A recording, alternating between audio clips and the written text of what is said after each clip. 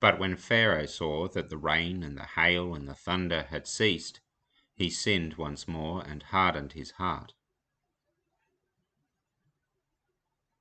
Just as our physical body depends utterly on our physical heart, so does our soul depend on our spiritual attitude. When we speak of the heart in the biblical sense, we are talking about that bit of ourselves that is only known by God and the individual. It is why God desires a holy attitude more than dry religious actions.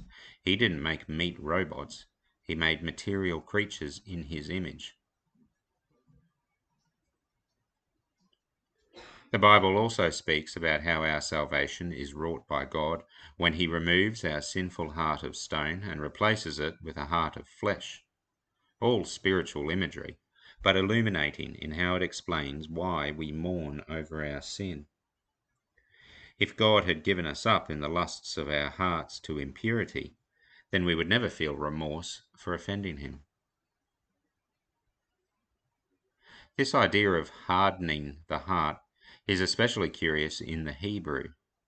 The original word conjures up ideas of heaviness in the figurative sense. Hardening our heart, that is, to push down on our desire to please God, creates in our spirit a heavy burden. When Jesus told us that to follow him is an easy and light burden, this is where he was coming from. To reject Christ's words is to harden our hearts with an unbearably heavy burden.